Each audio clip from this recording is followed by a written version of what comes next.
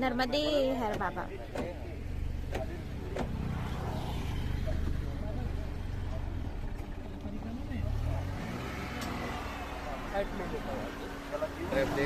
नर्मदे हर बाबा। कहाँ से हैं आप? महाराष्ट्र। अच्छा, भगवान शनि सिंगापुर। आप कब से हैं परिक्रमा में? 3.5 महीने हो गए। अच्छा जी, अब तो ओंकारेश्वर में पूरा हो जाएगा? ओंकारेश्वर में पूरा हो जाएगा। लगभग 100 किलोमीटर बाकी है। ज्यादा है। अच्छा, 180 किलोमीटर है जी। मैं डॉक्टर हूँ, डॉक्टर बालकृष्ण पाखरे फ्रॉम महाराष्ट्र, अहमदनगर यानी अहिल्यानगर। निश्चित यह तो अद्भुत परिक्रमा है जी। तो यह मुँह से बता नहीं सकते। जी। इसका अनुभव जो है वह अलग अलग यानी जो आया वह आपको आएगाच, यानी आपको जो आएगा यह मेरे को आएगाच ऐसा नहीं। लेकिन मैया पर भरोसा रखूंगी तो कोई भी दिक्कत नहीं आती। मैया पे भरोसा होना चाहिए एक बार, और पूरा विश्वास रखकर परिक्रमा करोगे तो अधिक से अधिक, यानी जनरली बोल दिया जाता है well begin is half done, यानी कौन सा भी काम अच्छा से अच्छा तरीका से चालू किया, शुरुआत किया जाए तो बहुत से बहुत वह परिक्रमा सफल हो जाएगी, यानी पूरी हो जाएगी। 2 व्हीलर उपयोग करने वालों को डॉक्टर साहब से सीखना चाहिए कि वो पैदल चल रहे हैं लेकिन रोड में चल रहे हैं तो भी हेलमेट लगाए हुए हैं। ये एक संदेश है, परिक्रमा कर रहे हैं नर्मदा जी का, ये अद्भुत मैसेज देने का तरीका है। दोस्तों, आप लोग भी इस मैसेज को जरूर, इनके साथ जो यात्रा के पीछे, परिक्रमा के पीछे जो संदेश है उसको भी आप लोग आत्मसात करिए और कुछ सीख लीजिएगा। आज हमारा वीडियो शुरू करने से पहले हम आपको बता दें कि हम लोग हरदा से निकले थे सुबह। हरदा के शहर का वीडियो आप पीछे जाके देखिएगा। और हम खंडवा की ओर बढ़े तो हमें डॉक्टर साहब मिल गए। साइकिल है लेकिन वो पैदल चल रहे हैं, उसमें सामान रखा है। तो देखिए, अभी ये चनक भी लिया आपने, इसको यहाँ होले बोलते हैं, आपकी तरफ क्या बोलते हैं? यह यानी हरभरा बोलते हैं, घटे बोलते हैं मराठी में। तो आप इस वीडियो में फिर से आप अपना साथ दीजिए हमें। हम लोग नर्मदा भ्रमण पे निकले हैं और मकड़ाई गोंडराज के इस रियासत का क्षेत्र था ये कभी, और हम वहाँ जा रहे हैं दोस्तों। इस वीडियो में जरूर देखिएगा, ये वीडियो कुछ मायने में और हटके होगी। वहाँ हम लकड़ी के मंदिर देखेंगे और भी बहुत कुछ देखेंगे। नर्मदे नर्मदे नर्मदे। मिरर लगाया है। मिरर क्यों लगाया आपने? देखिए, मिरर इसलिए लगा दिया कि रोड से चलना है तो हर बार पीछे तो नहीं देख सकते, कोई रोड क्रॉस करना है तो थोड़ा देखने के बाद, लेकिन लंबा गाड़ी होगी तो मालूम चल जाता है देखने देखने के बाद कि पीछे से गाड़ी आ रही है। देखिए, ये बहुत सुंदर, आप इसमें भजन चलाते रहते हैं। मैं अभी मैया जी का भजन सुन रहा था, शिव जी का भजन सुन रहा था, मैं श्रीमद् देवी भागवत सुनाया है।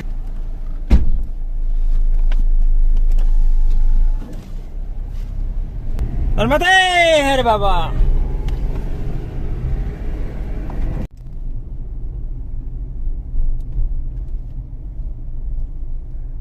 आपको धूप लग रही है बेचारे नर्मदा परिक्रमावासी, देखो कैसे चल रहे हैं। किसी ने टोपी लगाया है।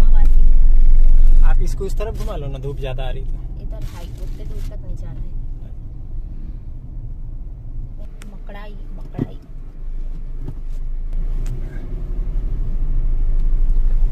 मकड़ाई आगे है, ये सिराली है।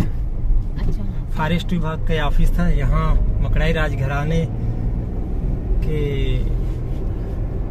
राज परिवार से जुड़े हुए विजय शाह जी यहाँ वन मंत्री थे मध्य प्रदेश सरकार में, और उनके भाई ने एक दूसरी पार्टी से, विपक्ष की पार्टी से, अजय शाह जी वहाँ से चुनाव लड़े थे। अब उनका देहांत हो गया है तो उनके पुत्र यहाँ इस क्षेत्र से विधायक है, अभिजीत शाह जी।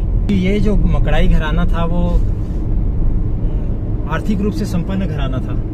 उसके बाद 1857 की लड़ाई, आज़ादी की लड़ाई, अंग्रेज आए, लेकिन इस मकड़ाई समाज जो घराना, कई जगह तो ये गोंड साम्राज्य का जो 51 गढ़ी थे ना, उसे बहुत कम अस्तित्व में रहे आज़ादी और आज़ादी के बाद भी। उसमें ये मकड़ाई राजघराना बहुत खास है कि उसने अपना अस्तित्व बचाए रखा। खुदिया। सलाम करना पड़ेगा आदिवासियों के इस। और ये है खुदिया, यहाँ इसी क्षेत्र के विधायक जो उसी राज परिवार से अभिजीत शाह जी हैं।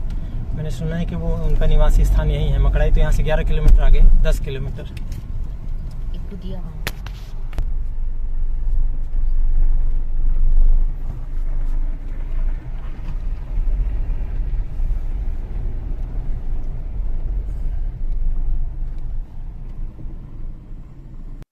तो जैसे मैंने आपको बताया था कि इन 51 गढ़ियों में जो अपना अस्तित्व बचाए थे, उसके ये उस राजघराने के अंतिम राजा थे। अभी तक अभी अगला राज तिलक नहीं हुआ, इसलिए मैं अंतिम राजा कह सकता हूँ, अजय शाह जी। बहुत किस्मत की बात है कि मैं मित्र तो नहीं कहूँगा, इतने अग्रज थे मेरे, लेकिन मेरे अग्रज जरूर थे। उन्हीं के सुपुत्र राहुल भैया, राहुल शाह जी लिखते हैं आप भी? हाँ जी। मेरे साथ है, और ये उनका घर है खुदैया स्थित गाँव में। और हम लोग बात करेंगे आज राहुल जी से मकड़ई राजघराने के बारे में। आपने इतना सरवाइव किया। आज पहले गोंडवाना साम्राज्य में एक बहुत बढ़िया आप लोगों की भूमिका थी। आर्थिक रूप से आप लोग संपन्न थे और एक शक्ति प्रदान करते थे रानी, ऐसा हमने इतिहास में पढ़ा है, रानी दुर्गावती के शासन चलाने में। उसके बाद 1857 की क्रांति आई, फिर आज़ादी का आंदोलन आया। आप किस तरह से लगता है कि देश में आप लोगों ने अपनी राजघराने में भूमिका निभाई? इसमें सबसे जरूरी बात जो आपने कही कि हम अभी तक इतने लंबा जो इतिहास आपने बताया, तकरीबन 450 साल से हम लोग मकड़ाई में हैं, हमारा परिवार। और मैं ये कहने में बहुत गर्व महसूस करता हूँ कि 450 वर्ष से ही जनता का जो प्यार और दुलार हमारे राजवंश को मिला है वो अभूतपूर्व है। चाहे राजमाता साहब की एक किताब होगी, आप सब जानते हैं, राजपथ से लोकपथ जी। तो वैसे ही राजपथ से लोकपथ में, राजपथ था तब भी बहुत प्यार था। जब लोकपथ आया, चुनाव आए, तो जब से चुनाव आए हैं, जब से हमारे परिवार को जनता लगातार किसी न किसी रूप में प्यार देती आई है। और हमारी तरफ से भी हम भी जो जनता की भलाई के लिए कर सकते हैं दिन आपने रात। देखिए, मेरी माफ कीजिएगा, मेरी पत्नी को मैंने अपना शेक पकड़ा दिया और आप खुद नहीं पी रहे हैं, है ना?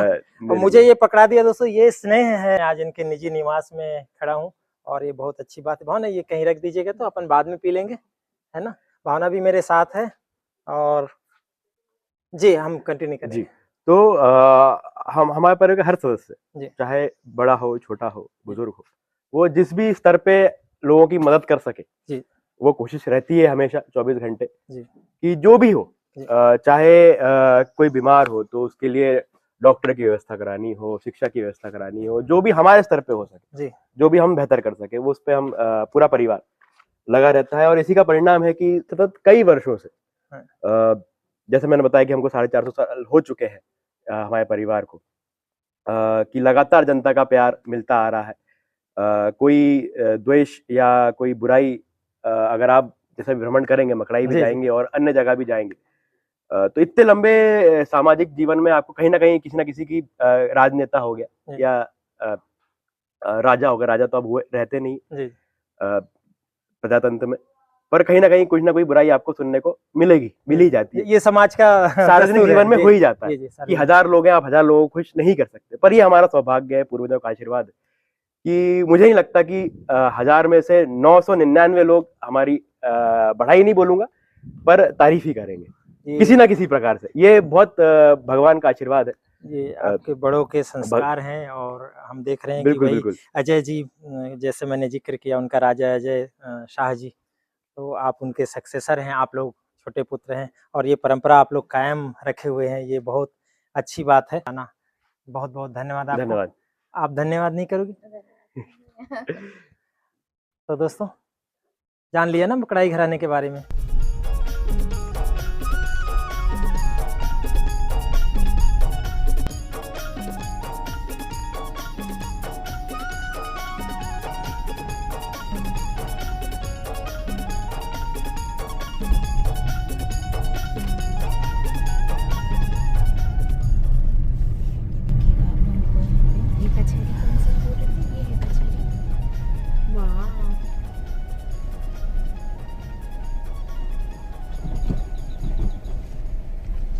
छतें टूट रही हैं, लेकिन बाकी विरासत एक तरह से वॉल बचा। वगैरह है शायद पहले का ही लग रहा है ना। हाँ, लेकिन ये इतना विरासत तो बचा है।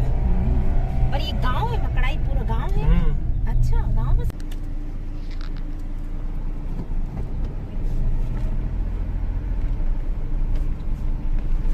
ये है दीवान बंगला। ये अभी शायद वन विभाग का ऑफिस है, रेस्ट हाउस है, वन रेस्ट विभाग। हाउस है, वन विभाग का रेस्ट हाउस। तो बिल्डिंग तो नया कंस्ट्रक्शन है ना, न्यू कंस्ट्रक्शन नहीं रहा होगा, पहले से रिनोवेशन हुआ होगा। अच्छा। वन मंत्री थे ना विजय शाह जी, इसी राजघराने से संबंध है उनका। बहुत अच्छे इंसान है। और क्या क्या है भावना, पढ़ के बताओ जरा। और है मकड़ई किले का मुख्य प्रवेश द्वार है ना, और कचहरी भी है।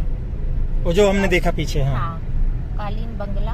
और गुड़ी क्या होता है? गुड़ी, हाँ। डाकघर। अच्छा, डाकघर से याद आया कि कारावास भी है। यहाँ पहला डाकघर खुला था। ये कुछ और खंडहर नुमा दीवान राम बंगले मंदिर के भी अलावा है। गुड़ी है, डाकघर है। जो डाकघर बता रहा था ना आपको कि यहाँ पहले स्थापित हुआ था। रियासत कालीन कारावास है, मकड़ाई महल है, राम मंदिर है, मस्जिद भी है, दुर्गा मंदिर है, एक कोई मजार भी है शायद।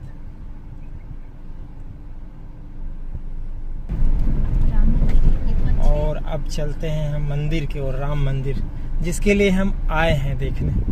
किला तो नीचे की तरफ है। ये तो अच्छी स्थिति में है। लो जी, आ गए हम मकड़ई का मंदिर।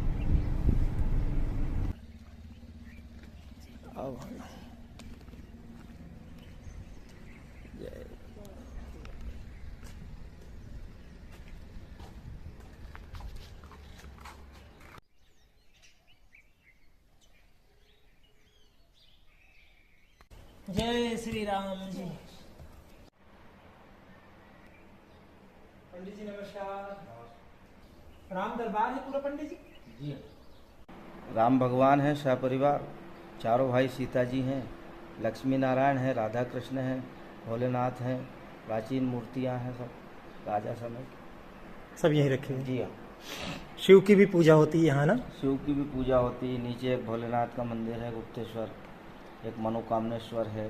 ये भी प्राचीन मंदिर है, लगभग 1600 के करीब का बना हुआ, 400-450 वर्ष पुराना है। लकड़ी का मंदिर है। 1600 साल पुराना बोले। यहीं पे ही रखी हुई थी मूर्ति। लगभग 1617।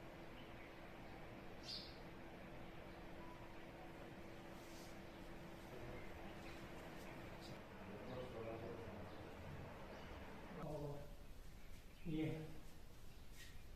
हटिया राय श्रीमान भरतपाल शाह जी महाराज। इनसे पहले अंग्रेजों के समय ये भरत शाह जी महाराज थे। ये महाराज टोडर शाह, ये अभी विजय शाह जी और अजय शाह जी और अजय शाह जी अभिजीत विजय शाह जी के दादाजी थे। अंतिम समय में यही शासक रहे। इन्हीं के शासनकाल में देश आजाद हुआ था। बहुत बढ़िया, तो बिल्कुल खींचा हुआ फोटो है। ये फोटो किनका है पंडित जी? ये माननीय अजय शाह जी विजय शाह जी के पिताजी का फोटो है, बचपन का। क्या बात है, बचपन का फोटो। महाराज देवी शाह जी। ये सब लकड़ी है जी, सागवान की लकड़ी है। और बीच में दीवारें हैं। वो बीच में दीवारें जो हैं वो मिट्टी चूने की घट बना हुआ है। ये पहले समय में बीले घट चूने इनकी जुड़ाई करते थे, उसी समय की ये दीवारें बनी हुई। और छत भी पूरा लकड़ी देख रहे छत हैं। भी पूरा लकड़ी का है, सागवान की लकड़ी है पूरी। तो अच्छा लग रहा है। और यहाँ क्या क्या देखने लायक है? यहाँ एक नागझीरी है, नर्मदा का स्थान मानते हैं लोग। और भोलेनाथ का एक मंदिर है, गुप्तेश्वर बोलते हैं नीचे। और एक इस साइड भोलेनाथ का मंदिर है, वो मनोकामनेश्वर के नाम से जाना जाता है। और किले की हालत कैसी है अभी? किला थोड़ा सा आग लग गई थी उसमें, तो वो थोड़ा सा दीवारें गिर गई हैं उसकी, थोड़ा सा देखने के लिए बचा है वो। तो यहाँ कौन लोग आते हैं? आम पर्यटक भी आ सकता है? आम पर्यटक भी आते हैं, बाहर से भी लोग आते हैं देखने के लिए। अभी शिवरात्रि पे मेला लगा था, 4-5 तो रात बेरात आए तो कैसे करेंगे यहाँ? रात बेरात आने के लिए रोड तो है, रेस्ट हाउस की व्यवस्था है रुकने के लिए। अब तो पर्यटन को जिला सरकार भी बढ़ावा दे रही है, जी। तो वहाँ भी कुछ बात आई है कि ये कैसे पर्यटक आए, तो कैसे मंदिर कब खुला रहेगा? शाम 6 बजे तक मंदिर खुला रहता है, सुबह 9 बजे से। जी। उसके बाद में फिर रात्रि में बंद हो जाता है, रात्रि में लोग आते जाते भी नहीं है। ये तो हमारे अजय शाह जी, इनका हाल ही में निधन हुआ। हाँ, माननीय अजय शाह जी राजा टोडर शाह जी के बाद में मकड़ा स्टेट के राजा बने। अभी इन्हीं का राज तिलक हुआ था पहले, और अंतिम समय में यही राजा रहे। अभी फिर नया राज तिलक अभी इनके बाद श्रीमान युवराज अभिजीत जी शाह को राज तिलक होगा। जय श्री राम।